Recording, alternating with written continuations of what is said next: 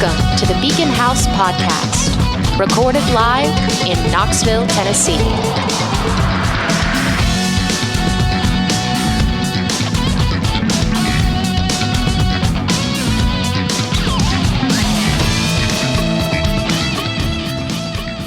Well, hello everybody. Welcome back to Beacon House. We're here again. Sorry, I know it's been a minute since we dropped an episode on you guys. We appreciate everybody hanging around and listening.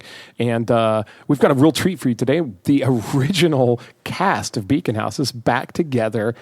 Yeah, and Hunter's not holding it together very well already. I've been with him for the last couple hours. I know he's not on drugs. I know it's not like weed or something. How do you think I feel knowing that this guy is the singer of my band? Like, he's supposed to represent all of our artistic freedom. This is why Randy hates me. This is why recording vocals is his least favorite. I can see. It's not even all the complaints he has about my singing. It's that it takes an hour and a half to get a single take out. I mean, he's maybe got a point there. But anyway, guys, the original cast of Beacon House back together here. Shout out to our other occasional co-hosts. Shout out to Grace. Shout out to Hannah. Shout out to everybody that comes on and helps us. But now we've got the original, the OG Beacon House group. Big OG hug. Big OG right here. B-Hog. That should be the title. And so before we get into it, how are you guys doing? What's been going on, guys? I'm just living life. That beats the alternative. Yeah.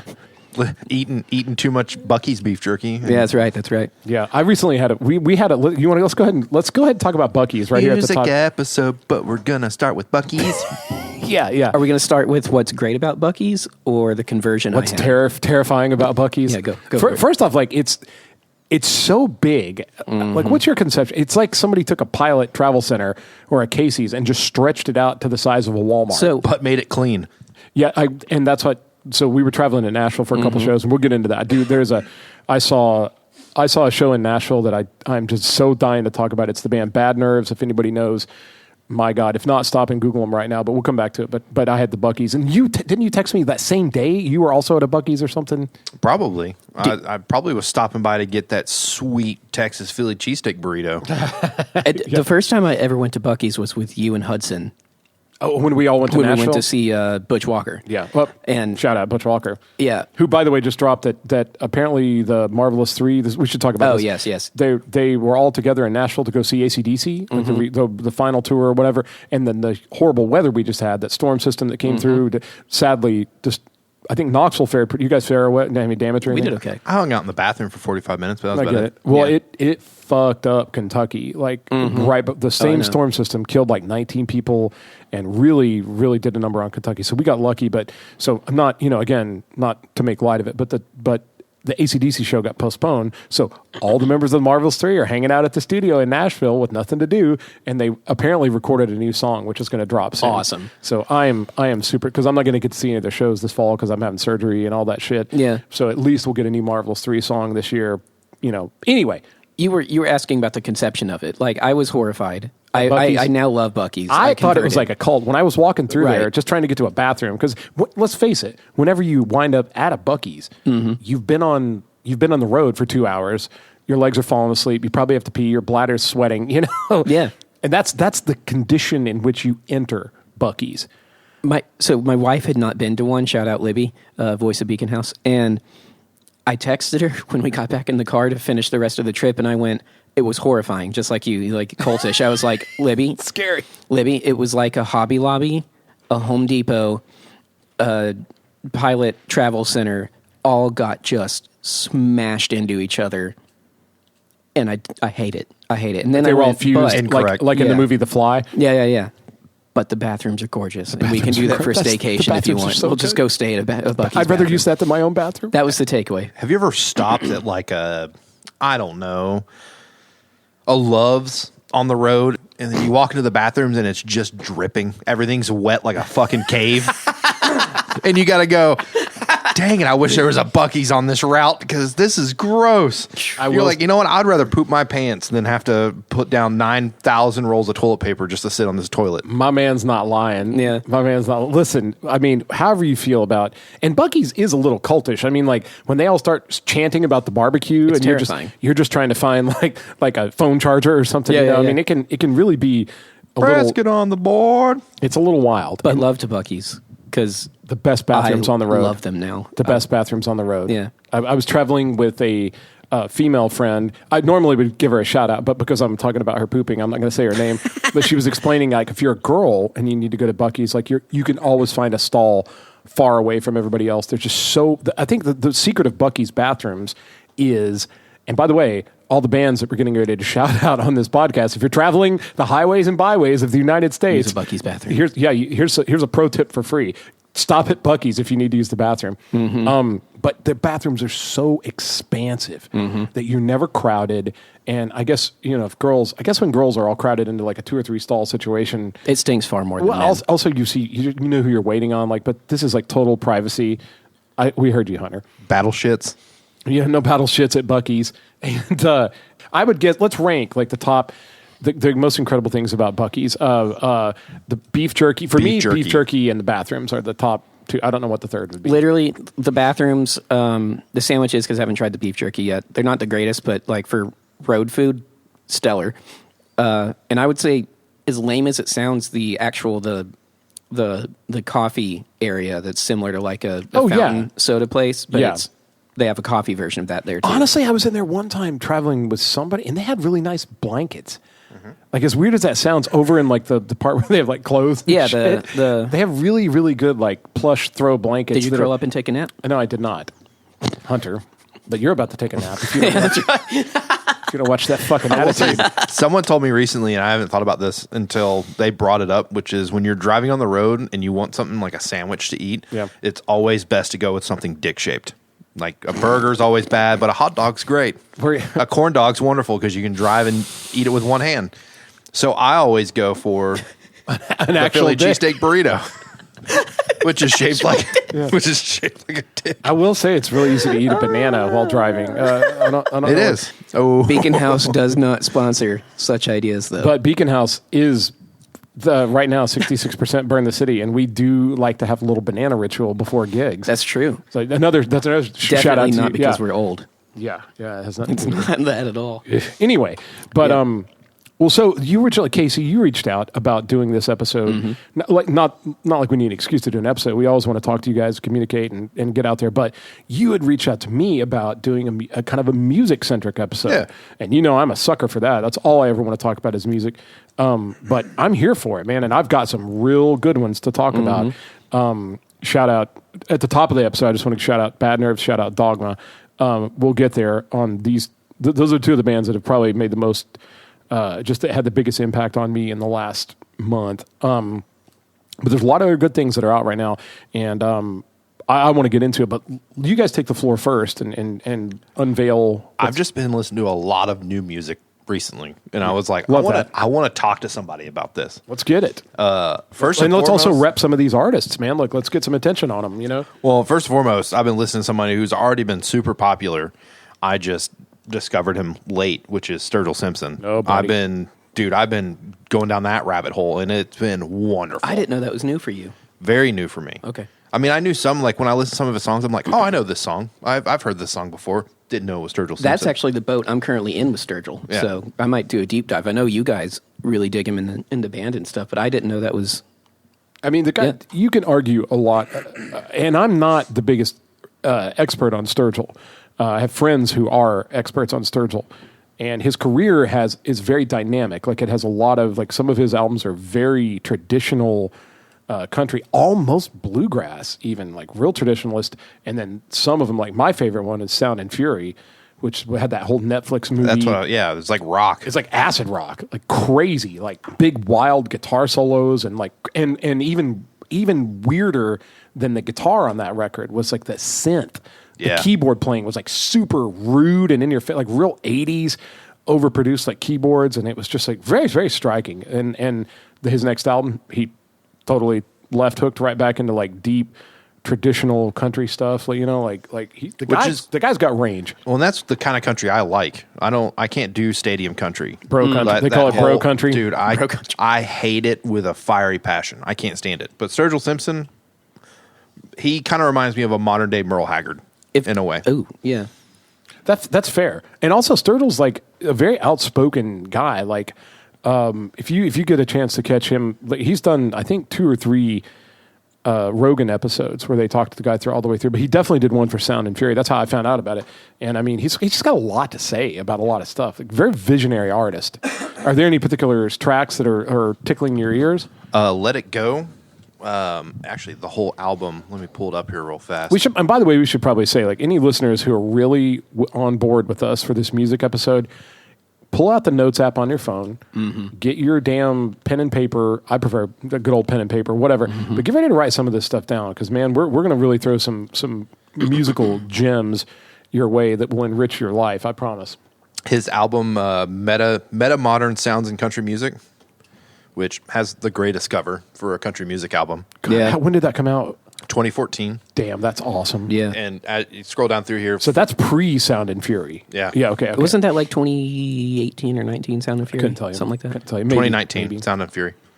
I've just been really liking his country stuff. And then outside that, I've been going back, deep diving my old pop punk days for working out. Like, Hell working yeah. out, like 4 Years Strong. Hell yeah. Newfound Glory, Blink-182, Yeah, like dude. all that old stuff. It's great for working out. I mean, totally, because it's fast. And again, cycling back, we're going to get into Bad Nerves. You got to go down that road because Okay. you want to talk about the fastest, best, most melodic, hooky, but just incredibly energetic punk. Like, man, You've been singing their praises. I need to hear about that. I've been singing too. the praises for a while, but Yeah. man, like just coming off seeing them live, and I got like we'll get to it. I got right up in the front row, dude, and then hung out with them afterwards because they're so nice and like there's just a lot. There's a lot of takeaways about Bad Nerves, but man. Anyway, you guys keep going. We'll cycle back. Yeah. And I've never heard of Bad Nerves until sitting here right now. So now I have something I'm new to go so listen happy to. for you. So I'd give anything to be where you are now. And I'll give some recommended tracks to kind of for the beginner. Dude, for the energy on Bad Nerves, because he has been singing their praises forever, and we will get to them. But to the point of he was up front, the thing that I was shocked by. Did you see the videos? Did you see the I watched them. Everybody, and I mean like touching the stage levels of up front, it was a rowdy crowd, but it didn't look dangerous. Yeah, they were like super rowdy but friendly. Like there wasn't like not the stomping and like not skinheads like beating each other Yeah, up, but just anyway, like so- everybody jumping and just super. we'll get there. But just for cultivating that atmosphere in a crowd, I think it's great. 2025 Yeah. mosh pit where Yeah. everybody puts their arms around each other and just sways back and forth. Man, and you know what's funny? I'm actually in one of the Bad Nerves videos that they posted on their social media. A shot from like right behind the drummer, and you can see right over his cymbal, and my bald head is just like headbanging right in the front, right in front of the guitar player. You should share it and tag Burn the City on your bald. I feel like I did share it. We'll get there, but most importantly, Bad Nerves. My God! But anyway, you Sorry, guys. yeah, Well, sorry, to make Casey. a hard, sharp left turn, Let's do it. Those Let's things do it. right there.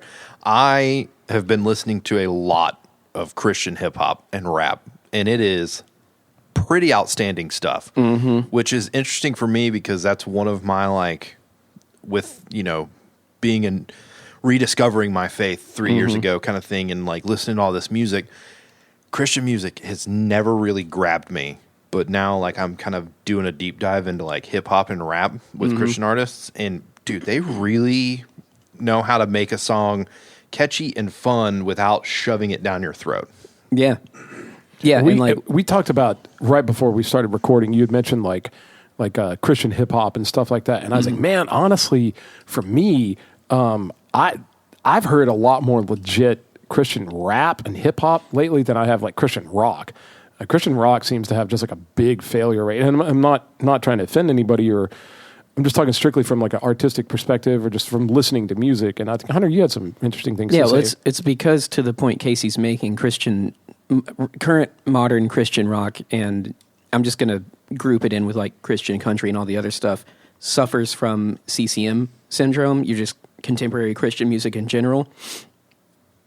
The thing that is interesting to me is like, as you're talking about that stuff, Casey, that's still what I gravitate towards most. But oddly, I've been going back and revisiting like old either hymns themselves or hymnal in style contemporary artists. Andrew Peterson comes to mind and things. And that shocks me because I thought, when I first became a Christian like 12 years ago or whatever, I never would touch that stuff with a 10,000 foot pole. It's hokey. Yeah. But it's like, it gets to the point you're talking about with the lyrics and what they're saying. The more hymnal style stuff I like is actually still creative and substantive in what it's representing from the scriptures and what it's talking about. And the CCM group that's kind of in between both extremes, and you're on the rap side of it currently. Just my problem with it, I think, is what we all three talked about, is that it's boring. And not boring in the sense of like, I don't want to listen to this, but you're creating art. And if people hear your art and the sound is the equivalent of like an unseasoned bowl of rice. Have grapes in this potato salad? Here's a potato chip that's not been fried or baked. We just cut it off the potato and there's no salt. Doesn't that make you want to go to church? That's your CCM right there. Well, I got to say, right off the bat, if you're making a list, Andy Mineo is probably my favorite overall. That was the last one you showed us beforehand, Yes. right? Stellar. Forrest Frank is, to me, kind of like the Bruno Mars of hip-hop, like Christian hip-hop, where everything he makes is kind of a bop. All the beats kind of run together in a sense of like, a new song starts and you're like, is this the old song or a new song? And then it kind of shifts a little bit and you go, oh, okay, this is a new song. Nothing wrong with it. What was the... I cut you off in the middle of your list. I apologize. What was the Forrest Frank song that you were playing that has that's good, and then it has that shift? Yeah, that shift that's just like stratospherically amazing. So it's a song called Drop. And it's Drop with an exclamation point. And it's on his newest album, Child of God 2. Okay. But if I had to make a recommendation for an album to listen to right off the bat, go listen to the first Child of God album, turn shuffle off and listen to it from 1 all the way down to the bottom, because it kind of tells the story throughout the whole way. Ooh, okay. Ooh, that's a good point. The Dogma record is like that too, which I'm going to go on and on about. But it has like and some would say Burn the City makes albums like that sometimes too. Oh, yeah. You've got a little narrative. Anyway, go on. And then just honorable mentions, NF, which I know everybody's kind of heard of NF. He's very mainstream. And then Holvey, Lecrae. I mean, there's just so many. It's insane. Like you type in Christian hip hop or Christian rap on Spotify, and it's like I have hundreds of. And what's funny is like you have modern non-Christian hip hop and rap artists releasing stuff on SoundCloud, and it's very mumbly and it's very like not a fan of mumble rap. It just like it feels to me. It feels like if you want innovative hip hop, I mean, outside of Kendrick Lamar and Run the Jewels, obviously those legends. Christian hip hop is like definitely hitting that stride and that kind of renaissance right now. Do you think it's possibly because hip hop is just a really good medium for, just because the structure of it maybe of being just a little more, expositional in terms of like intellectual and philosophical ideas, because you just talk more. You know what I mean? Like, like when you hear really smart rap, it's really smart. Like it's like Aesop Rock, and some of those are just like. And everybody's probably got an example of like a rap song that really like was like not like us, Kendrick Lamar. Yeah, I mean, it just it benefits from not having to sing because you have you talk more. Yeah, you have more intellectual freedom, possibly. Yeah, because you can squeeze way more. It's designed for you to squeeze way more dialogue into the song. And some would say that the new, well, not even the new, like all of the Sleep Token releases that are so big and so prevalent right now. They have parts of that. Yeah. They have a lot of like, hip hop interjection into it that some people argue, and I can see this point, helps them become this more artistic, intellectual thing because they can really fire off a lot of thoughts really quick instead of worrying about like rhyme scheme or like when we write songs a lot, I'm always trying to edit the syllables and like let's it doesn't land right. Let's take a word out. Yep. But in those scenarios, I feel like you get to talk more, and you can maybe make it land intellectually or spiritually or philosophically, whatever you want to do. I can kind of see why some of the like Christian rap lands the message and sticks the landing altogether better than like a lot of Christian rock. Yeah, and honestly, you guys bring it up. I've seen this band over and over and over again, and I have yet to sit down and listen to them, but apparently they are phenomenal, and it's Sleep Token. We're going to get into it. We're going to get into it. I want to get into it now because I am intrigued beyond belief, because I remember at one point they like quit and went on hiatus or something happened to their band. They're another one of those very mysterious, incredibly popular enigma, and man, it's a stretch to call it metal. They do have metal elements, and Sleep Token will go into a big breakdown, and the guitars are tuned super low, and the drummer is just like a human blender. I mean, they do have real breakdowns, but man, really, Sleep Token really, like on the new record, is more R&B than it is metal. And interesting. It's like a metal-infused dark pop. We'll get into there's a new record by Sleep Token, a new record by Ghost. Both are prolific and both are widely loved. They both debuted at #1 on Billboard, which metal records haven't done that in a while. So they're a big deal. And I have listened to the record. In fact, I listened to it all the way to now. I think I listened to it passing Buc-ee's. And we will get into it. I'm going to tell you a lot about it in this episode and give you a couple different opinions on it, what's good, what's maybe not as good, and also you're welcome to form your own opinion. Yeah. But if you're just in this, if you're in the position of not having heard Bad Nerves, not having heard Sleep Token, oh man, you're in a great position because you've got some wonderful things to discover. And speaking of the billboards, though, I will say here recently in the news, and this is the last thing I'll talk about, like the Christian music genre in general. Forrest Frank and Brandon Lake both made it into the top 100s on Billboard, which is the first time two Christian artists were there together in like since the 80s. Shout out. Well, which is pretty big. Brandon Lake, phenomenal singer. Very, very good lyricist.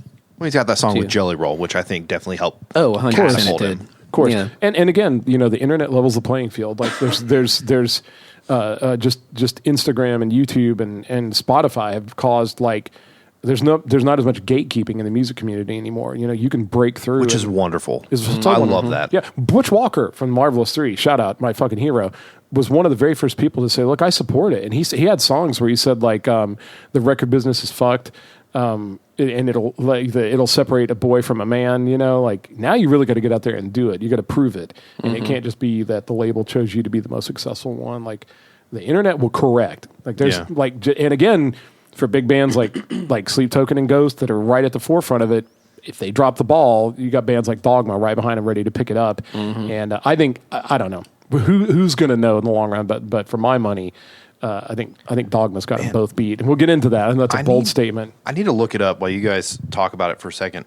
I could have sworn Sleep Token was a big deal, like 21, 22, and then for like a year they dropped off, and it was like this whole thing. They disappeared for a minute. There's a lot of mystery in the band. But also like the lead singer got super pissed off about something the fans did, and just was like, I guess look that up. I never heard it. I noticed the dry spell. What it was? That'd be a good. It was just like TikTok drama. I can cut this out, but go ahead and Google that because that'd be good to talk about on this episode if you find anything. But while you're looking that up, Hunter, you got anything? Yeah, when Casey was going through the list, I've only heard a couple things by this artist, but to really wrap up the Christian rap aspect of things, there's a guy called Jay Givens, but he is phenomenal. And for all the reasons we discussed, like creative Christian, if you're interested in that, but it's not like beat you over the head Bible, like Christian, contemporary Christian music style stuff either. On the Sleep Token side, I didn't know Casey hadn't really dived in. And, you know, you actually helped. You were one of the very first people to talk about the new Sleep Token record to me. You came to practice one day, and if anybody, Hunter and I are both in the band Burn the City. If anybody's not listening, not aware of that, but you came to rehearsal one day and you were like, "Man, they had just dropped the first single, Emergence." Yeah, and I was in a hurry. I just kind of threw it on the way to rehearsal. I don't know what I was listening to right before it. Probably something really buttoned up like Bad Nerves, you know, something straight to the point. And I heard a little bit of it at first. I was like, "Oh, this is nice. This is pretty okay." And then like the hip hop part hit, and then later there was like a breakdown, and I remember I came to practice and I talked a little shit. I was like, "I don't know, man. That new Sleep Token, just like that whole song, that whole band has an identity crisis. Like I can't get into it." And then, and I talked. Shout out Grace. I talked our other co-host Grace. I told her this. She was like, "Dude, that new Sleep Token record," and I was like, "Yeah, I don't know." And then, dude, sure enough, one night driving home, it was kind of like stormy, weird. It was just the perfect night. Oh, yeah. And that song came on the rotation on Spotify, Emergence, and it had me. It had me start to finish. I remember when that happened, I was talking to my sister-in-law about this literally this past week because she's the big Sleep Token person in my social group. And I was telling her about the new stuff Burn the City's putting together. Spoilers, we're finally recording that record we've been talking about forever. I had to be in the right frame of mind to really appreciate it. But when I was calm, clean slate, ready to actually hear, it bowled me over. And I mean, it's got like a saxophone solo at the end. It's very brave with all the decisions it makes. And you texted me about Gethsemane now. Later. That was the second right. one that really nailed me on that record. Just the lyrical content. It works on 3 different levels, which is my favorite way for a song to work. Yeah. Sleep Token is high intellectual art, but in a way that's, to me, more pleasant to listen to than like... It doesn't feel pretentious. It is. It's extremely intellectual, but it doesn't feel like it has a tweed jacket. Yeah. I mean, you could get it like I know a lot of people, like their impetus of like intellectual rock is like Radiohead or something like that, which just doesn't land with me very well all the time. And maybe I'm just a simpleton that likes metal and punk, but Sleep Token is an intellectual thing I can kind of like get into when they're doing their thing. They don't always do the thing. And are they kind of like Perfect Circle? Are you saying you could make that distinction, but you really got to just like listen. There's not a whole lot like Sleep Token out there, but they're really big right now. Really big. When I got that information, I was looking up. Oh yeah, what's up? What's the story? What's this backstory? I do remember this. They got doxxed in 2023. Oh, that's right. And their identities were leaked online against their will. Shit. Okay. And so apparently their whole band was all about like kind of like Ghost, and I guess with Dogma, their identities being secret and wearing masks was like their whole thing. There's like gatekeeping. He talks about that on the new record. Yeah. So they got doxxed. Information got leaked. They wiped all their social media accounts, which led people to speculate they broke up. But I guess they just went on like a short kind of social media hiatus, rebuilt everything from the ground up, and then started over. It says here that there's nothing official that any of the revealed identities are accurate or not. They're all still speculation. I think the singer is called Vessel. Yeah. And I believe everybody else just has a number. It's like member 1, member 2, member 3. Not unlike Ghost, not unlike Slipknot. Yeah. There's kind of a long lineage of bands sort of doing this, and Dogma is definitely in that. They're still in that category, but they actually have like sort of characters that they're all kind of playing. It almost feels like it wouldn't surprise me if members of Ghost, because I know they interchange members frequently, if people who played in Ghost went and started Sleep Token. Wouldn't be it's not outside the scope of reason. Yeah. Studio guys or just hired touring guys. Yeah. Yeah, you never know. I will say, before we get into talking about these bands, because this is a deep lore with all these like kind of mysterious rock bands that are out right now, and I'm going to make the case why you guys, anybody that likes Ghost or Sleep Token, really needs to give Dogma a listen and definitely not consider them like the new kid on the block. I mean, we'll get into it, but they are so legit, and maybe even a lot to like about them beyond Ghost and Sleep Token. Well, you guys make up your own mind, but I'm going to make the case for it. But before we get into that, I want to say, like, I had like 2 weeks recently where I saw so many good live performances, and I just want to shout out Hunter and I got to go see Mastodon and Coheed and Cambria at the Civic Center, and we were handing out flyers and like trying to like, kind of like network our band. But at the same time, we finally got in. We saw a little bit of Mastodon, but we really got to see a lot of Coheed, and it was just, the stage setup was insane. The lights went dark, and they had this like sonic storytelling thing, like sound effects and like some weird garbled dialogue, and you couldn't tell what was happening. And then there was movement on the stage, and we couldn't tell exactly what, and there was just something big was coming up. You couldn't see it in the dark, but there was like this huge thing coming up behind the drums. Then the lights come up, and there's like a 20-foot tall, like cyberpunk zombie head behind him, and its eyes, the sunglasses, not only the lights but the imaging would change depending on the song. If you should definitely Google it. If you have any interest in Coheed at all, or just interested in crazy live stage setups, stop the podcast right now. Google like shots from the recent Coheed tour, and you'll see the thing, and it's just nuts. Does Mastodon still do the weird kaleidoscope imagery kind of crazy so stuff much behind them? That's the first metal show I've ever been. Mastodon's metal, right? Yeah. You consider metal? Yeah. Definitely. That's the first metal show I ever went to at the Valerium was Mastodon, and that was the thing that caught me the most. The music was great. Visuals, though. But the visuals, I was like, I was like, I'm not even on drugs, and this is like really messing with my our mind. friend Ben Eller recently played with Mastodon as their guitarist in Punta Cana, opening for Tool. That's amazing. Yeah, they flew him out because they had a guy left the lineup, one of the original guitarists, Brent Hines, left the lineup, and I guess they had to fill the whole set quick, and Ben's got videos, and I guess they knew Ben a little bit. They flew him down there, and he did the show. You can watch the footage of it online. That's awesome. It's incredible.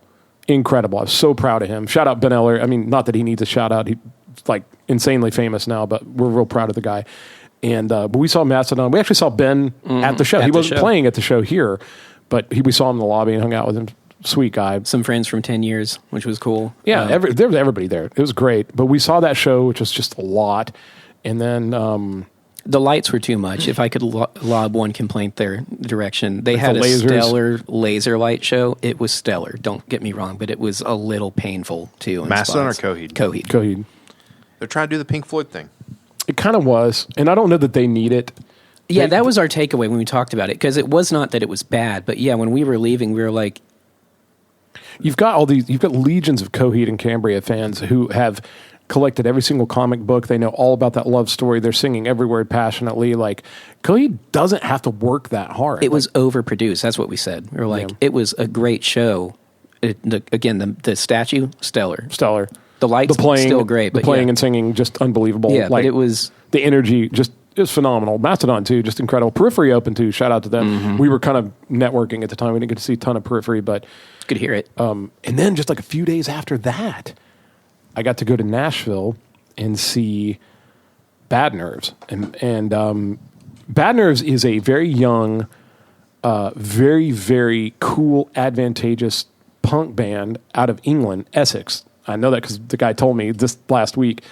But, man, they have this, like, real melodic, real classic punk, kind of stylized like something from the 70s or the 80s, like the Ramones. I was about to ask if it's like the Ramones. Yeah, and it's like real like radio friendly, fast. I cannot emphasize how fast it is. Like, it's so energetic and fun. And the live show is just bonkers. And we got there and we went to, it was at the Basement East Nashville. It's just a magical place to hang out. And we went to Dino's, but man, I got to tell you, like, we managed to get right up in the front row and kind of like off to the side where we weren't right in the middle of all where it was really wild. But man, it was, I don't know. I left there thinking it was the best show I'd ever seen. And now I'm like, there's got to be something that compares. Maybe like the first time I saw the Marvelous Three dude, they're the coolest guys. And they have the best songs. I'm going to give you, if anybody's not listened to Bad Nerves, I'll give you some song recommendations. Go on their Spotify. My favorite Bad Nerves song is probably the song Palace from their first album. And shout out to our friend Georgia. Georgia is the one that discovered Bad Nerves and brought them to me. And that's all we listened to. I think they were one of my top band from 2024 that I listened to on Spotify. But Palace and Radio Punk. Give those two. And of course, their big hit is Can't Be Mine. Can't Be Mine, and then also Baby Drummer is up there. Baby Drummer's not bad. I mean, they're all fantastic. They don't have a bad song, but really the ones that stick out and have like to me the biggest choruses, the best hooks are Palace, Radio Punk, and then on their second album, Still Nervous. There's so many good songs. The fastest song in the universe is Antidote, and they played it live, and it's just. I don't know how the guy plays the hi-hat cymbal that fast, but they are all over the place. Watch live videos. Go on your social media. Go on YouTube. Just the Bad Nerves Instagram account has so many good videos live. And if you go to the one that was shot in Nashville, it's incredible. And I posted a bunch of videos from it too. I'll show you guys those. But anyway, just Bad Nerves, man. Get into them. Here's the thing. The songs hook really well. It's not just pointlessly angry punk. Not that there's anything wrong with that. Punk has constantly been like a source of vitriol and like aggression and rebellion, and I mean, and this has elements of that, but it's also got choruses you can just sing at the top of your lungs, and it's so energetic. And I remember you were talking about like good music to work out to. Yeah, I can't imagine. Real quick. I can't imagine anything better than Bad Nerves to work out to, especially if you're doing cardio. Oh yeah, and I remember thinking I'm going to have this surgery. Literally driving back from Nashville, I had the thought of I can't wait to be doing physical therapy with Bad Nerves, like in my ears, like just going. Sure. sorry to cut you off. My wife is here. We have a meeting at Haster's, so I got to bounce out. But you guys have a good one to finish talking. You got it. You got it. Yep. And then there was 2. Yeah, we're back. We had to take a pause there for a moment. Hunter had to leave and go do whatever Hunter goes and does. But anyway. Something with diabetes. Yeah, indeed. But anyway, jumping back into like the Bad Nerves show, man, I can't tell you enough. And I know this is weird. It's this band that you've never heard of, and I'm just gushing about them. But like anybody that's seen them, they just know they're this force of nature. And one of the things I love best about Bad Nerves, other than their songwriting, other than their stage show, is how nice they are. They always come out and hang out after the show. And the lady that works their merch booth will just tell you, she's like, they're coming out. They're going to come out and hang out. Like they'll be outside. Just go outside. Like there's no like gatekeeping or anything. The band's very personable with their audience, which is great. Like that's what you want. That's what you want. And they just sell it. They love talking. They ask your name. I mean, they're just like real sweet guys. And they have tons of gratitude for their fans. And they're just happy to be touring across America. They're from England, you know. And so, I mean, like, it was just, I remember asking them outside, how do you guys keep up that pace? Like, I mean, they paused between songs, but they didn't really take any breaks and just flew through like an hour and 20-minute set of real high energy stuff. They're like piles and piles of cocaine. Dude, well, I was like, I mean, you're almost thinking that, like, these guys have got to be on steroids or something. They're crazy. And the guys were just like, well, you know, we don't drink or do drugs or anything like that. Oh, oops, sorry. Like the guy was outside with like a cup of coffee, you know, and just talking about what it's like in England. He's like, just talking to these, we had nothing. We sit around all day. That's why we're so energetic. We have nothing to do, you know. But they were so funny and just real lighthearted. And like even the singer, he goes, I used to do like drugs and drink and shit back when I was like 18. But he's like, I was terrible to people. He goes, the worst stuff I ever did was back when I was doing that stuff. Because I mean, it's a great distraction. And I'm not saying that's awesome though. It's cool. And again, no judgment. I mean, I drink. I'm not, and I've done drugs, and there's no judgment at all. I mean, I do not drink and play. I will say that. But I might have a beer, a gin after the show, that kind of stuff. But I've never been able to play. But, you know, honestly, if I was one of those guys that could get loaded and still play relatively well, who knows what might have happened. But these guys are like really, really, really, like they're just putting the art first, doing the thing, you know. And I'm not saying, again, no judgment on whatever kind of band it is, but they're just out there fucking doing it. That's why I love these kind of conversations with you, is because you turned me on to all these bands. And it's like, and before I kind of started this journey of listening to all this different kind of music that I normally wouldn't, that's why I picked up Sturgill Simpson. I was like, I just driving down the road and I was like, I'm so tired of like this normal day in, day out stuff that I listen to. I love it. Like, you know, A Day to Remember, love Day to Remember. Same. But I've listened to him over and over and over again. Rise Against, listen to him over and over and over again. You've been on Rise Against for a long time. You kind of turned me on to Rise Against. I've been with them since high school. Yeah. And so like they were a huge part of my life and like coming up. And so I started diving back into like my old stuff. Yeah. Like that old punk days when I was wearing Hurley t-shirts and, you know, being a class clown. Well, but I think you particularly because of your like punk origin story will really appreciate Bad Nerves. They'll sound like a band that's older than those bands. Like they have this. So they do have a Ramones sound. They've got it. Like if you picture the Ramones just faster than fuck, you know what I mean? But Which is not the Ramones, but yeah. But like. It's just got this like, it's hard for me to explain, but like, and in my view, like the actual heyday of punk was the like early 80s, late 70s. You know, even when the movie The Watchmen had that My Chemical Romance song, and it was stylized. It was Desolation Row, one of my favorite tracks ever. It was stylized like early 80s punk. Like it had that sound. They tuned the instruments to sound that way, and it was fast. And you know, Bad Nerves kind of has that thing going on. And it's just big and fun and like fast, and it's just awesome. Like it's hard to. I mean, there's no weak spot. I mean, they have this perfect look. They just look really cool, and they play really hard. They just really go for it. They're super personal. There's zero barrier between them and the fans. Like I just can't think of a band doing it more correctly than the way Bad Nerves is out on the road doing it. And they're just fun to listen to too. You know what I mean? It's not one of you can listen to them on Spotify or go see them live. And you're just going to equally have this incredible experience. But please support them. If they come to your town, again, you know, like they're tearing across America at a breakneck speed. They're just doing it. They're not phoning it in ever.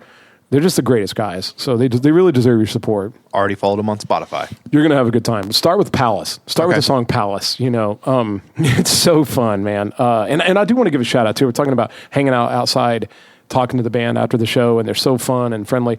And I do want to give a shout out. I met a really cool person who lives in Nashville, formerly from Florida, and she is a concert photographer named Raina Lee. And I want you guys to go check her out. Follow her on her Instagram. It's RaynaLeigh,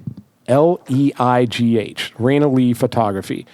And man, like, you want to talk about a musical encyclopedia. She knows more about the music I grew up with than I do.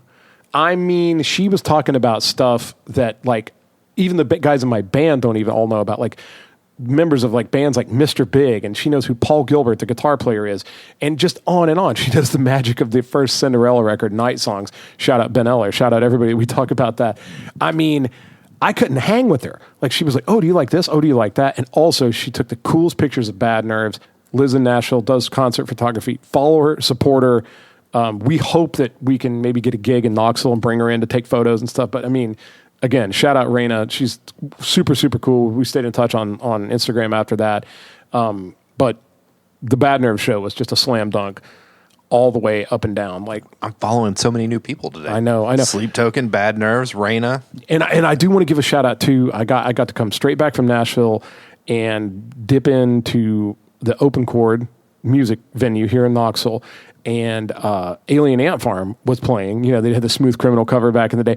But opening for Alien Ant Farm was a band called Ashes Fall. And Ashes Fall is out of Georgia. Shout out to my friend Cole Nations. He's a guitarist for Ashes Fall.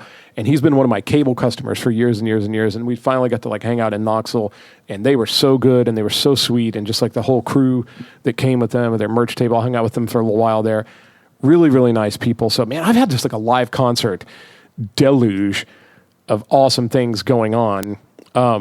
Ashes Fall. Ashes Fall. Just super big supporters of local music, regional. And I mean, that's my live concert, like, dump of all the things I saw recently. Just, again, they're all super fantastic, but I really got to give the biggest shout out for Bad Nerves, man. You guys got to go check them out.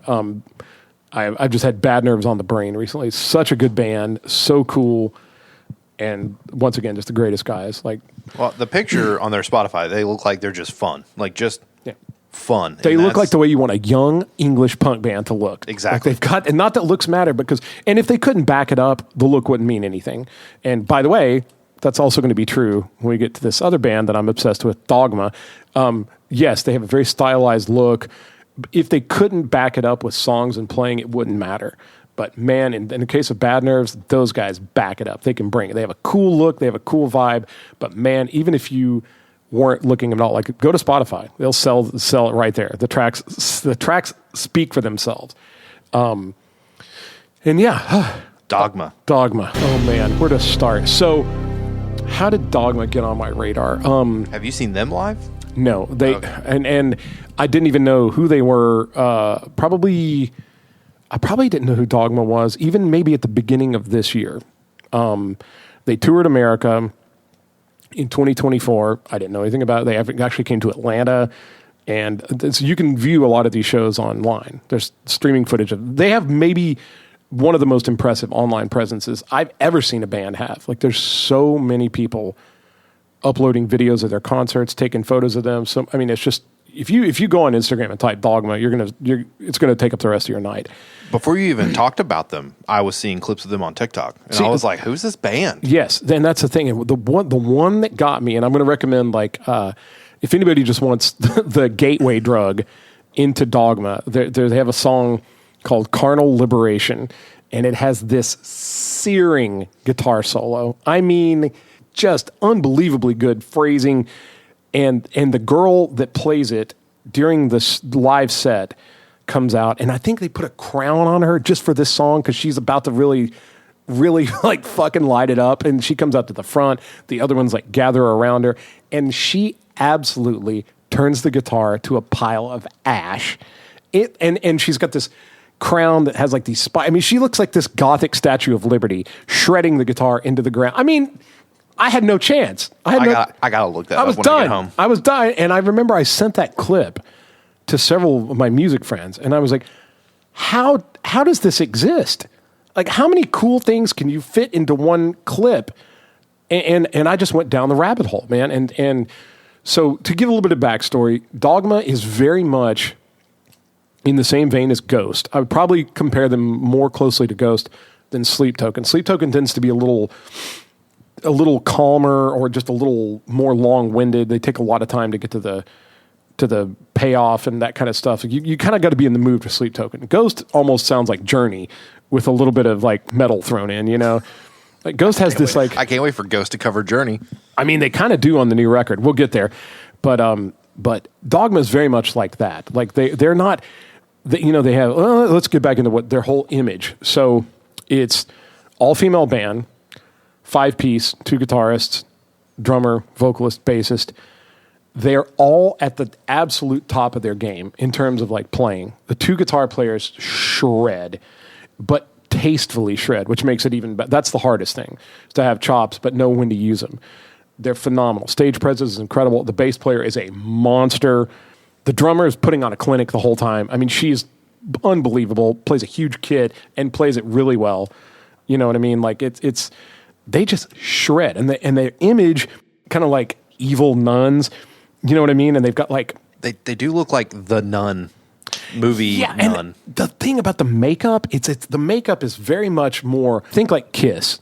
Like they all have a very specific face paint that they wear that sort of invokes like a character. So you, just like in Kiss, you had like 4 different very specific identities. Same way in Dogma, except there's 5 of them, and they all have like characters that they portray, and nobody knows who the real people are. And I'm going to say, like, you should probably just take it at face value. It has a theatrical quality. The songs rip, big choruses, big hooks, good riffs. Like it's about liberation in a lot of ways. They have songs about sexual liberation, but also psychological liberation, and like it's all about finding independence if you've been beat down by societal norms, a lot of which are religious, and they do form their image as sort of a contrast to like the Catholic Church. Like that's the nun getup, you know, like these are like wild nuns that rock, and it's satirical too. But man, like you could spend a little bit of time on that, but you'd really be missing the point. The point is that they rock, and there's 2 huge releases that have come out recently that really made a huge splash in like the rock and metal community. That was Ghost, the new Ghost record. Skeletor is the new Ghost record, and it debuted at #1 on Billboard, a huge for rock and metal. And then Sleep Token, right behind it, debuted at #1 with their new album, Even in Arcadia. And those are 2 bands who are also doing this, like mysterious members. There's a little bit of mystique behind the band. There's a theatrical quality to it. Maybe they're kind of evil, but just enough for it to be like fun. Yeah. You know, like these are not heavy death metal, like satanic bands that are going burning churches, which I've seen bands like that, by the way. I've seen a whole bunch of bands that do that and stuff. you have like, you know, back in the day, you had Ozzy Osbourne bite a head off a bat. Exactly. And that kind of stuff. These aren't... Everybody thought Kiss was satanic. Right. And again, I'm not trying to pigeonhole Ghost or Dogma, sounding like beliefs here and there, and they're very critical of the church. To be fair, I'm also very critical of the church. You know, like, but man, the point of the whole thing, I think you're sort of missing the point. It's almost like it's there to grab those people who are going to miss the point. It totally worked for me, man. Like the image was so striking that it stops, it gets your attention, and it's fun to watch. Like it's fun to watch online. Like they have these characters and they're very striking, and like and I don't know what it is about the makeup, but I'm a sucker for it.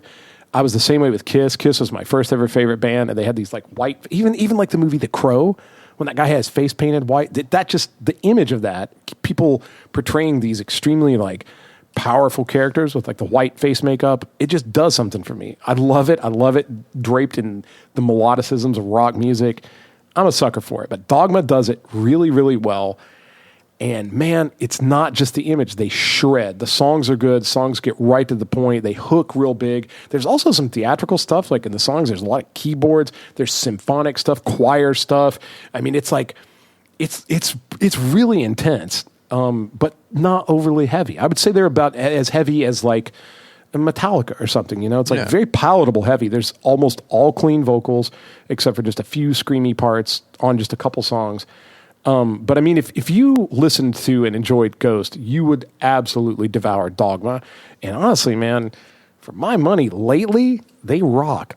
They rock harder than Ghost or Sleep Token. And I know that's a hot take, especially in this day and age. Everybody's talking about that Sleep Token record and the Ghost record, but sounds like everybody's about to be talking about the Dogma record. I'm telling you, man, if you put them, it's all in the same like neighborhood and vein, but do not sleep on Dogma. Like they are, and I'm trying not to say like these girls rock. Or, like I'm not trying to bring their gender into the equation at all, man. Like it's obviously it's part of the image, but I mean, whether they rock regardless of gender. Like there's it's not just like they play good for girls. They play good for fucking anybody. Well, and we've known other bands back in the day. Like I mean, Reason to Find, man. Like, they shredded, and their gender had nothing to do with it. Like they were just in the conversation of rad bands.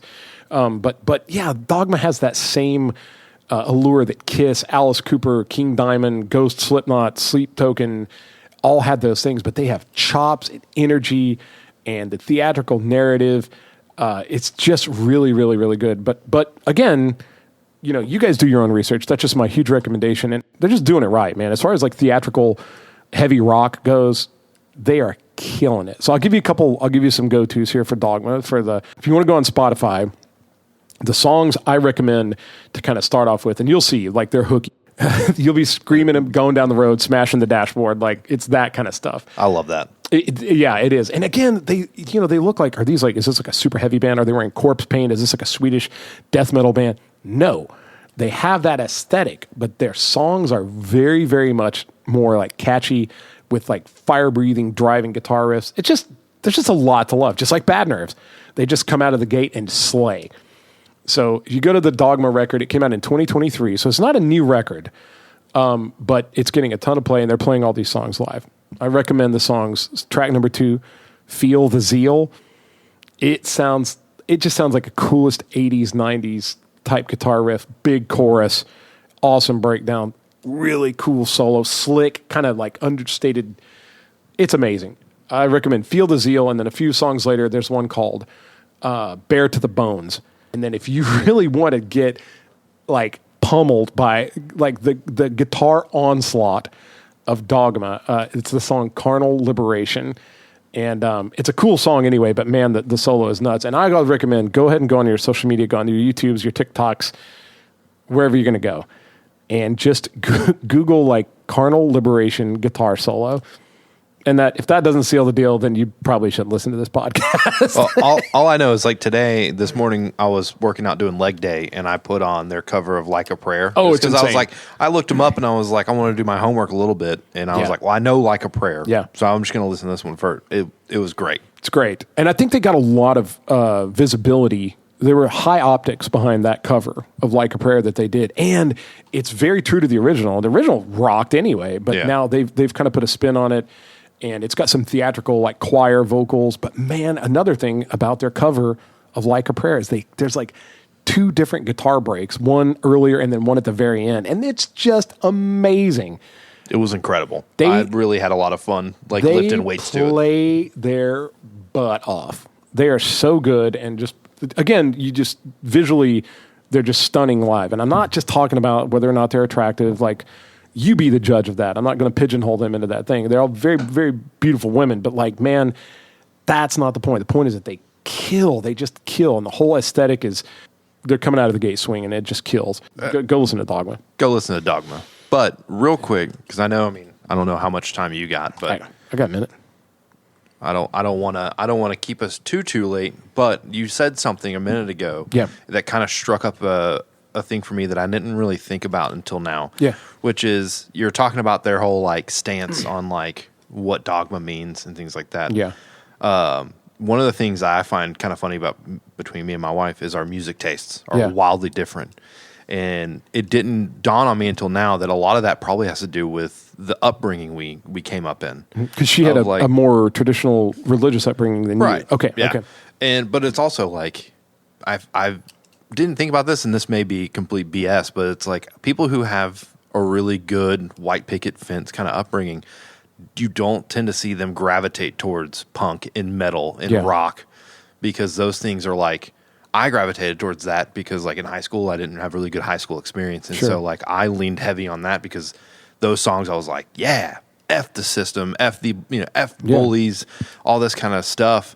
Again, if you feel ostracized by societal norms, a lot of people find a home. Like, you know what I mean? Metal's kind of like the outcast, but it's such an incredibly loving community. It's such a good community of people supporting each other. You know what I mean? Well, and it's funny too. It's like, cause most people outside of that, and look on the outside looking in are like, oh, well, metal and punk, like they're all anarchists and Satanists and it's actually, we have found a way to let go of that aggression by listening to this music. And a lot of it really, if you at the core of it, and I'm not saying there aren't bad people that listen to metal, but the overarching theme to a lot of this is just to be a critical thinker, to be independent, and to believe whatever you want to believe. Yeah. And there's a real big positivity to it. Of course, there's the theatrics of it. And you decide what you think.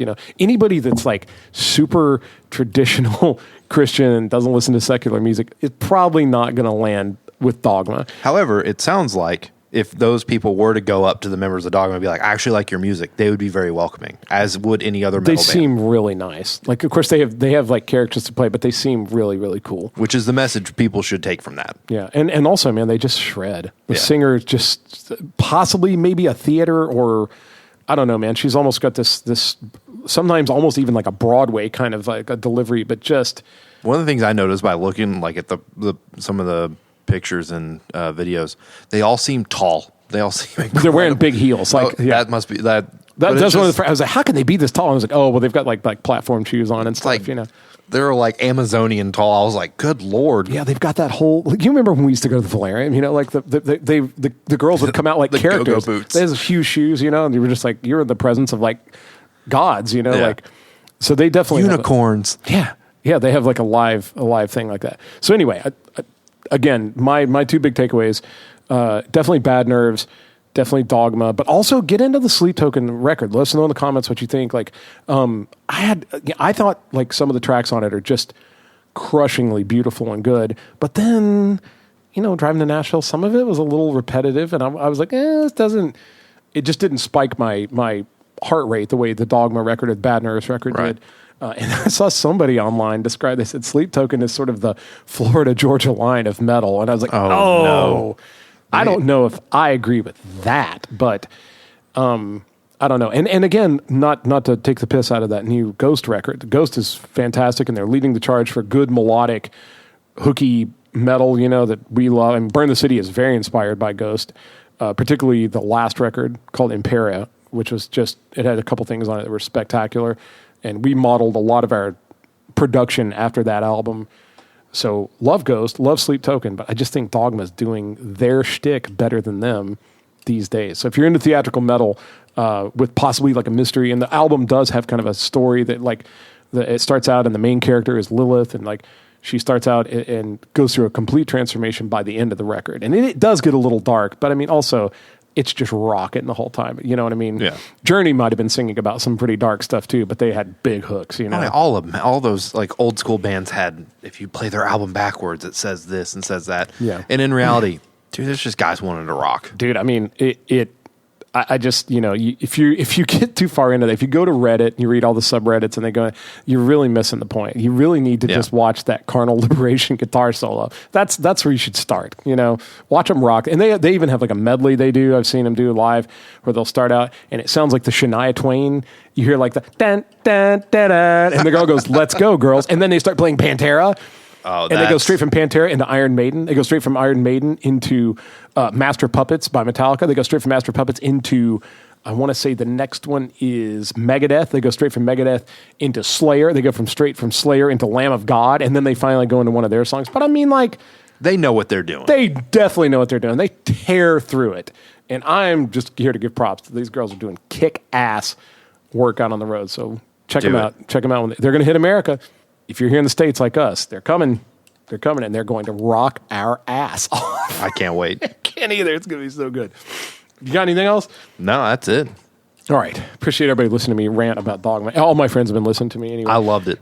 It's pretty good stuff. I'm man. here for it. Honestly, it's life-giving for me. Well, you're going to love, dude. You're going to when you hit Bad Nerves, you're going to just be like, Anyway, all right, signing off from Beacon House. We hope you guys got something out. Drop a link in the comments. Let us know what you're listening to, what new bands you're into. If there's another alternative to the kind of theatrical, mysterious metal like Ghost, Sleep Token, and Dogma, is there somebody else we should be looking at? Hit us up. Let us know, man. We're always about it. Hunter, anything else? Oh, he's gone. Kisses. That ended well. Oh, my.